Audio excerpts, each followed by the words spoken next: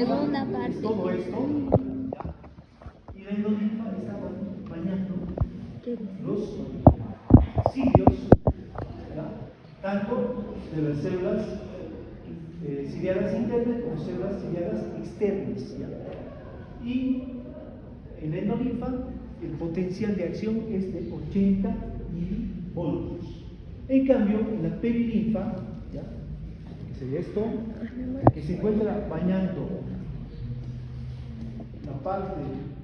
esta parte del cuerpo de las células ciliadas internas y externas, el potencial de acción está en menos 70 milivoltios. O sea, hay una diferencia de más o menos 150. Entonces, ¿qué tiene que ver esto?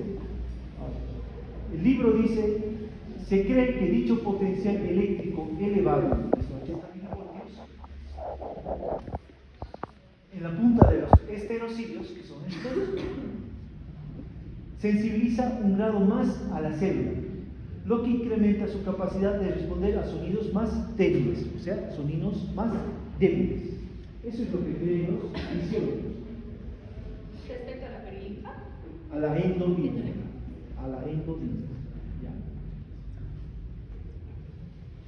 ¿Dónde se encuentra la endolinfa? ¿Dónde dijimos? ¿En qué rama? Vestibular, media y hispánica.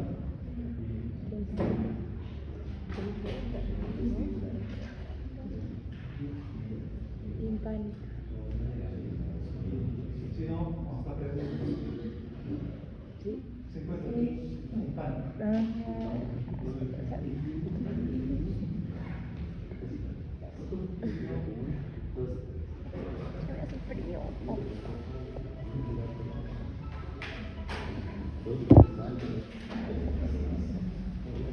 Entonces, ¿qué pasa? Entonces, como vimos, esa sería la explicación de por qué el potencial de acción de 80 milivoltios. Igual hay una parte del capítulo 154 donde decía física del sonido. ¿Ya?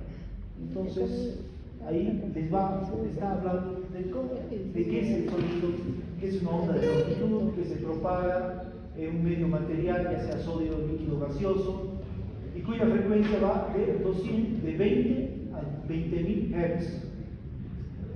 El libro te habla de ciclos, no te habla de Hertz.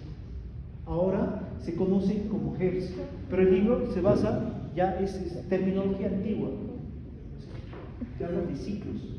O sea, por ejemplo, mira como dice aquí, esto sería 1, 2, 3 ciclos. Pero los físicos no le dicen ciclos, dicen Hertz. ¿Ya?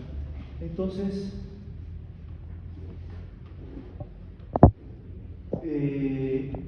¿cómo mide el sonido? O sea, un sonido tenue, débil, va a tener 20 ciclos más o menos, o 20 Hz. Y un sonido alto, más o menos 20.000 ciclos o 20.000 Hz.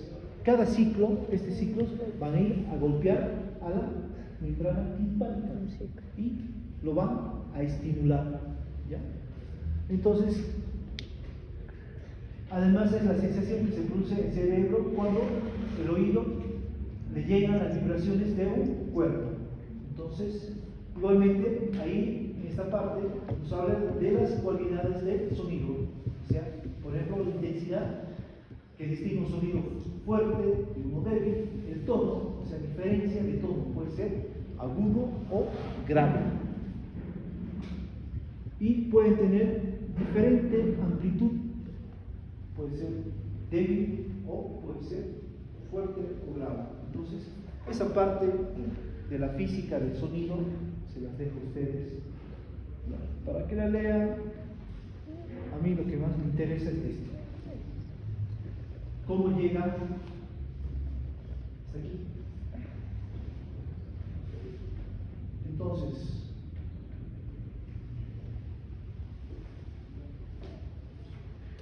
como dijimos, vamos hacia el principio. Entonces, el sonido ingresa por el conducto auditivo externo, ¿Dónde va a golpear? El tímpano. Tímpano, a la membrana timpánica. Luego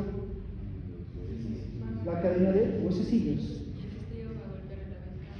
Y el estribo va a golpear la ventana oval. ¿Qué pasa después?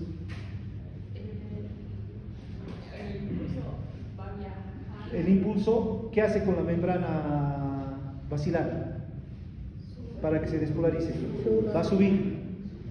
¿Qué pasa con las células ciliadas? Van para afuera. Van hacia adentro. Afuera. Afuera. Hacia afuera. ¿Ya? Entonces, ¿y qué pasa con los esterocidios? ¿Qué hacen los esterocidios? Vibran. Hacen que se abran canales mecánicos de potasio. El potasio ingresa dentro de la célula, produce la despolarización, se abren los canales de montaje de calcio, el calcio ingresa y hace que se libere el glutamato por las vesículas, las vesículas secretoras. Estas vierten el glutamato al espacio sináptico y estimulan al nervio coclear. Entonces, lo que pasa aquí, este nervio coclear se va a formar el nervio auditivo. Este nervio auditivo, como vemos aquí en la imagen, llega hasta el bulbo raquídeo. Aquí en el bulbo raquídeo, como vemos, va a ser una primera sinapsis. Aquí en los núcleos cocleares ventrales y dorsales, ¿ya? Entonces, hace una sinapsis aquí y de ahí hace una decusación, ¿ya? Entonces hace una decusación hacia el otro lado y de ahí asciende, ¿ya? Va a ascender y pasa por los núcleos, llegando hasta aquí, hasta la protuberancia, y llega al núcleo del menisco lateral. Nuevamente sigue ascendiendo y llega al mesencéfalo, al folículo inferior. Ahí hace otra sinapsis, ¿ya? Pero dense cuenta aquí, igual existen fibras de los núcleos cocleares dorsales y ventrales, los cuales también van ascendiendo. O sea, no es que de solo la decusación va a ascender, sino que ascienden también contralateralmente.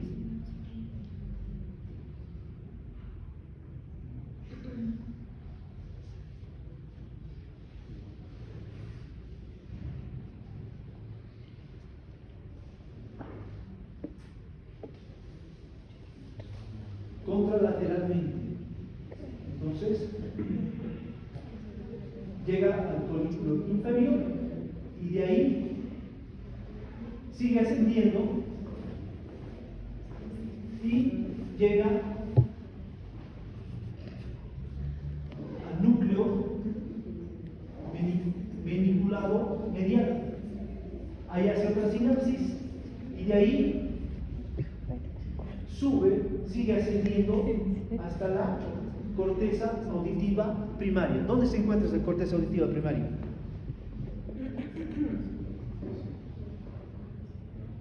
¿En qué lóbulo? Temporal. Exacto. Entonces, esta es la manera de cómo va ascendiendo, ¿ya?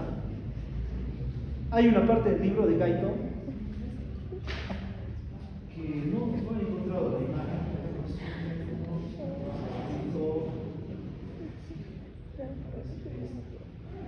Entonces, dice que dependiendo esta lámina basilar donde se estimule, como vemos aquí, las frecuencias altas aquí, las frecuencias medias aquí y las frecuencias bajas ya en la parte terminal de la membrana. Entonces, según donde se estimule esta parte de la membrana, igualmente hay una parte específica de los núcleos cocleares ventrales y dorsales que se van a estimular. ¿Ya? No he encontrado la imagen. Entonces,